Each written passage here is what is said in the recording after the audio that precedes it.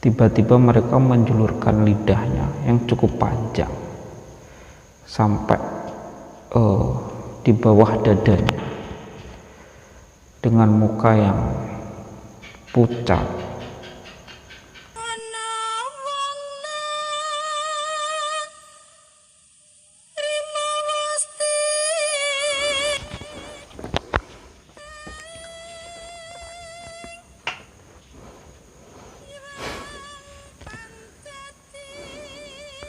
A'udzubillah. Assalamualaikum warahmatullahi wabarakatuh. Sebelum memulai cerita, saya ingin mengucapkan terima kasih kepada teman-teman yang telah mau mengunjungi channel saya, channel kami yang sederhana ini. Semoga terhibur, semoga bisa mendapatkan manfaat.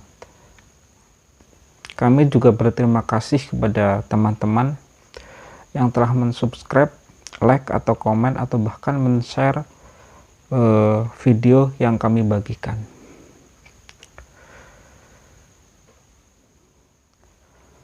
Langsung ke cerita. Jadi cerita yang ingin saya ceritakan kali ini adalah cerita yang sangat terkenal di daerah Jebu Laut. Daerah ini terletak di Bangka Barat, di daerah Jebu Laut ya. Jadi kalau dari Pangkal Pinang nanti ke arah Mentok, setelah dari Blinyu, sebelum sampai ke Mentok itu nanti ada belokan ke arah Kecamatan Jebus, nanti belok ke situ, nanti lewat Kecamatan Jebus itu terus nanti sampai Jalan Kim Jung, nanti ketemu perempatan. Nah di situ namanya Paret 3. Dari Paret 3 itu nanti belok ke kiri, dimana ketika kita belok ke kiri dari Jalan Kim Jung tadi, ketika sampai ke Paret 3 itu kalau kita belok ke kiri itu nanti melewati daerah Cina ya. Jadi di situ seluruh penduduknya orang-orang Cina.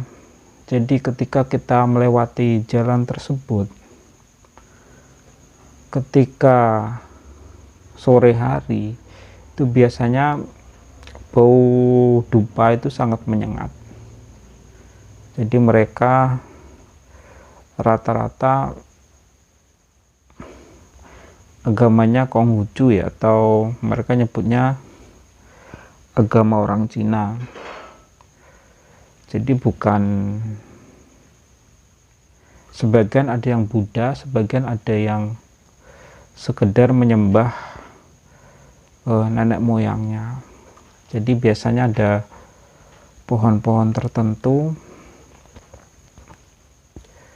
atau ada tempat persembahan di depan rumah mereka. Mereka yang alim, mereka yang taat, tiap pagi dan sore biasanya memberikan persembahan. Nah dari arah itu, bila kita sampai ke perkampungan Cina tadi, bila kita belok ke arah kanan itu nanti sampai ke Jebu Laut, dimana memang jalan yang dilalui, perkampungan yang dilalui itu mayoritas penduduknya Cina. Nah ketika kita sampai ke laut, ke Jebu Laut, di situ banyak sekali orang mencari timah. Jadi hampir dari seluruh tempat di Indonesia ada ya di sana. Dari orang-orang Bugis, orang-orang Buton, orang-orang Flores, orang Jawa, orang Sunda, orang Palembang, itu banyak. Ada orang Cina karena di situ emang daerah mereka ya. Ada orang Bangka. Nah, di lokasi Jebu Laut itu ada sebuah pulau yang sangat terkenal di sana. Orang menyebutnya Pulau Timah. Kenapa disebut Pulau Timah? Karena konon di tanah tersebut seluruhnya adalah timah.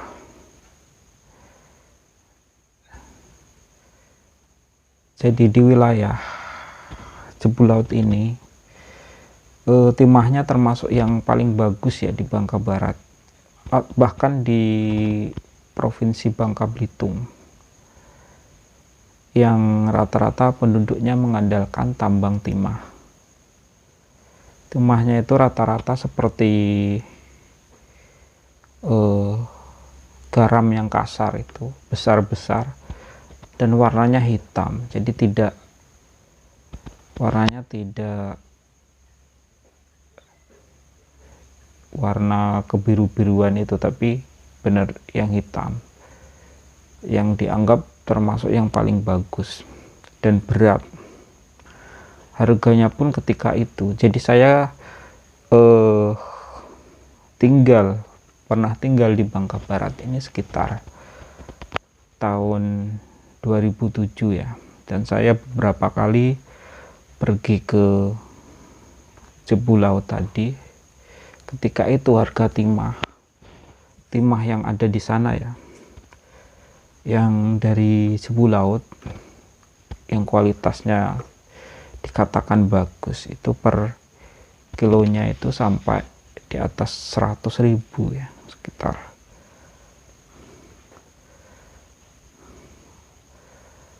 Pokoknya di atas 100, sekitar 150 kalau tidak salah. Nah, tetapi walaupun timah di situ sangat bagus, ada satu tempat yang dianggap paling bagus timahnya, yaitu di Pulau Timah tadi. Bukan hanya dianggap timahnya paling bagus, tapi juga dianggap tanahnya itu penuh dengan timah.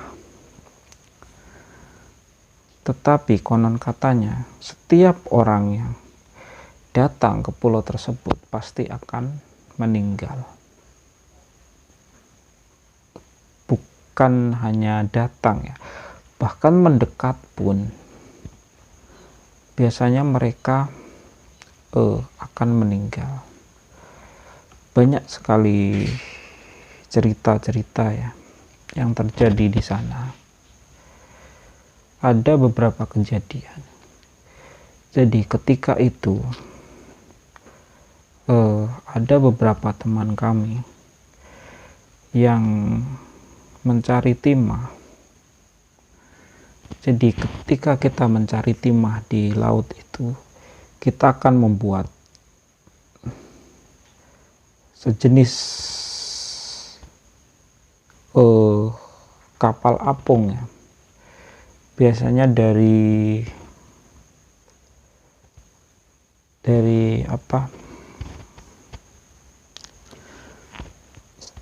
bahan tong-tong atau tempat penampungan, seperti tempat penampungan air itu yang besar-besar dari plastik itu, nanti digabung jadi satu.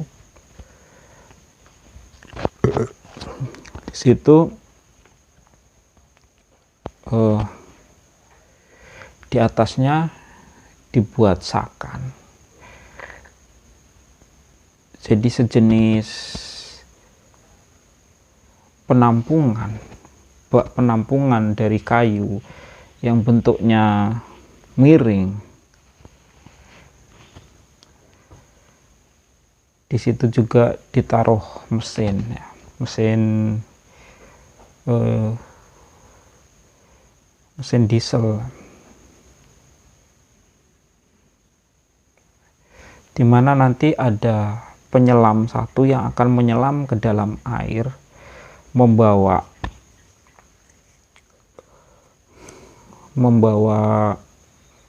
selang penyedot. Jadi pakai mesin itu nanti pasir itu disedot melalui selang tadi. Sambil penyelam ini memakai apa istilahnya, kompresor mereka kalau tidak salah menyebutnya, untuk mengambil nafas. Lalu mereka akan menyelam ke bawah, menyedot pasir yang ada di pantai itu ya, yang di bawah laut. Nah, pasir itu nanti dialirkan masuk ke kesakan tadi. Nah, nanti ada beberapa orang di situ yang membawa pacul yang menarik pasir tadi ke atas, di mana pasir yang berat lama-lama akan terkumpul di atas, sedangkan yang ringan itu akan hanyut kena air. Nah, pasir yang lebih berat ini itu lama-lama sisa timah-timah saja, karena timah lebih berat dari pasir. Dan timah-timah ini pun nanti yang kualitasnya buruk juga ikut hanyut. Jadi tinggal timah-timah yang kualitasnya paling bagus. Nah, ketika penyelam ini masuk, dia akan memberikan kode ke atas dengan menarik selang, atau bukan penyelamnya yang memberi kode, tapi yang di atas ya, dia akan memencet selang tempat penyelam tadi bernafas 3 kali atau berapa kali, tergantung kesepakatan mereka, untuk memberi kode bila pasir yang masuk itu banyak timahnya, dan bila yang masuk timahnya kurang banyak, mereka juga akan memberi kode, sehingga penyelam ini akan mencari lokasi lainnya. Nah, ada beberapa kejadian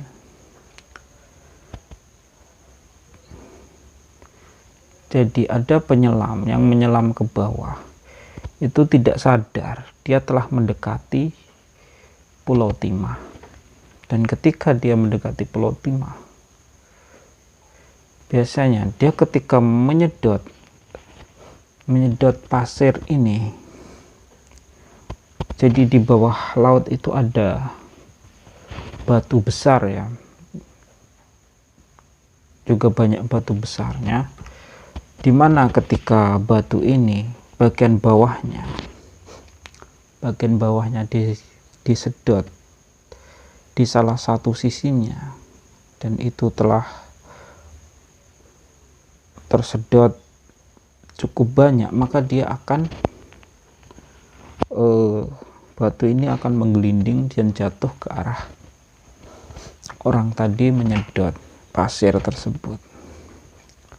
Nah, banyak kejadian ketika orang tadi tidak sadar telah dekat ke Pulau Timah tadi.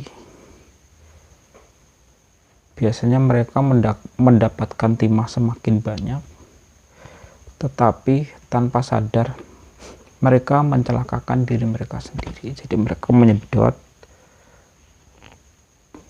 tanpa sadar, mereka menyedot di bawah suatu batu, lalu batu tersebut jatuh dan menimpa mereka. Dan ketika tertimpa batu seperti itu sangat susah mengeluarkannya ya. Biasanya akan meminta bantuan kapal tongkang atau apa untuk menggeser batu tersebut, karena itu tidak bisa, mayatnya tidak bisa dievakuasi kalau batunya tidak dipindahkan.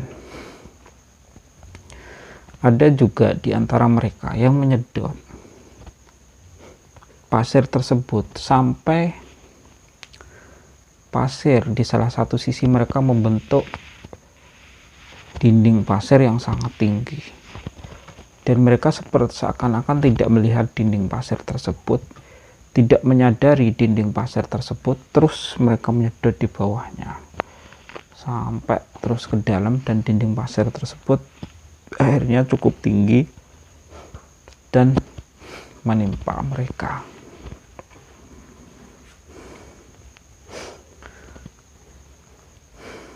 Nah,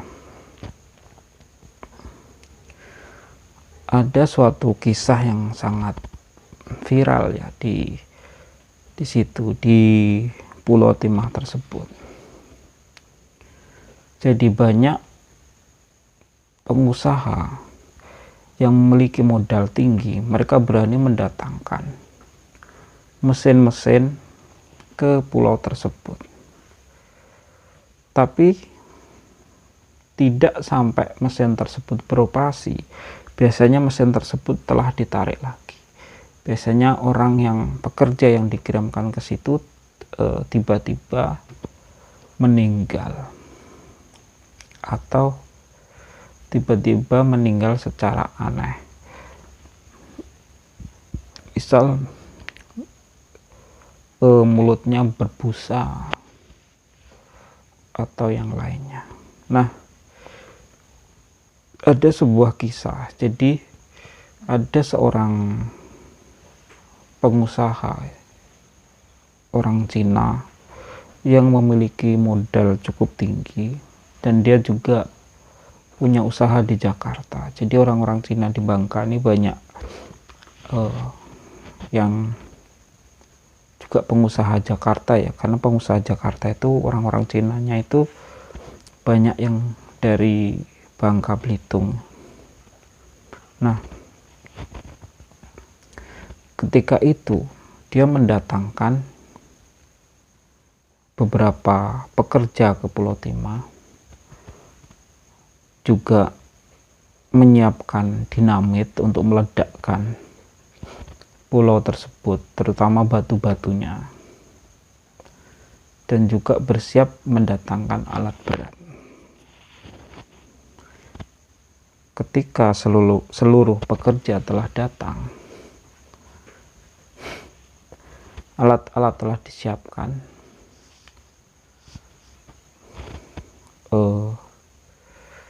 di suatu sore ketika pengusaha ini ada di rumahnya, ada beberapa tamu yang mengetuk rumahnya.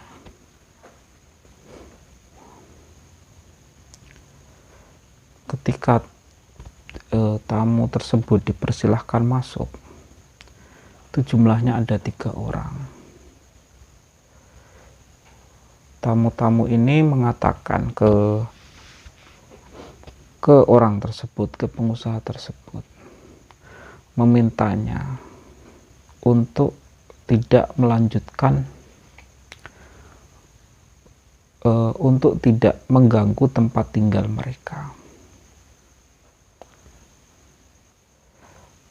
Pengusaha Cina ini pun bingung, maksud mereka itu tempat tinggal mereka yang di mana, katanya, kata orang Cina ini bertanya. Dan 3 orang ini mengatakan, pokoknya Bapak jangan mengganggu tempat tinggal kami. Akhirnya mereka ditanya, sebenarnya kalian ini siapa? Dan ketika orang-orang ini ditanya, sebenarnya kalian ini siapa? Mereka pun, ketiga orang ini pun yang awalnya menunduk, akhirnya mengangkat muka mereka. Jadi ketika mereka datang, mengetuk pintu dan masuk ini, mereka terus menunduk ya, tidak menatap secara langsung pengusaha ini. Dan ketika mereka mengangkat muka mereka, tiba-tiba mereka menjulurkan lidahnya yang cukup panjang sampai di bawah dadanya, dengan muka yang pucat mata yang putih yang sangat mengerikan, sehingga membuat pengusaha ini langsung jatuh pingsan saking ketakutannya melihat wajah orang-orang tersebut. Dan akhirnya dia dilarikan ke rumah sakit, dan sakit cukup lama, berhari-hari. Sedangkan karyawannya yang dikirim ke Pulau Timah itu, besoknya mereka ditemukan di tenda-tenda mereka, semuanya telah meninggal dengan kondisi lidahnya menjulur keluar. Wallahu a'lam, tapi ceritanya seperti itu kurang lebihnya. Dan seandainya cerita ini ada versi lainnya atau ada kesalahannya, mungkin orang dari Bangka Barat, daerah situ ya, mau membenarkan atau berkomentar atau memperbaiki cerita yang saya sampaikan. Oh iya, bagi teman-teman yang ingin membagikan kisahnya, kisah tentang pengalaman gaib ya, teman-teman bisa membagikan dengan cara yang nanti tersedia di link di bawah ini ya, di bawah video yang saya bagikan.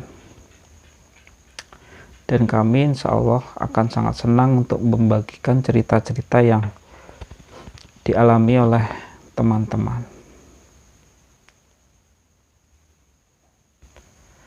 Sebenarnya kejadian yang terjadi di Pulau Timah ini cukup banyak, tetapi yang paling saya ingat adalah kejadian tersebut ya, yang diceritakan oleh teman saya langsung dari di sana ya, di Jebulau tersebut.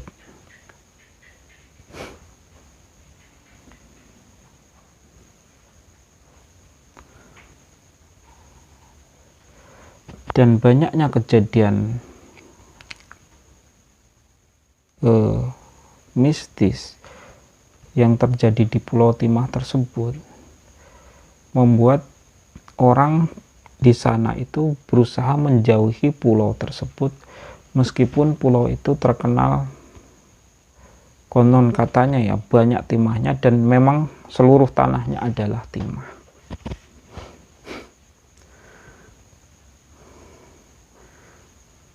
Mungkin ini cerita saya tentang Pulau Timah.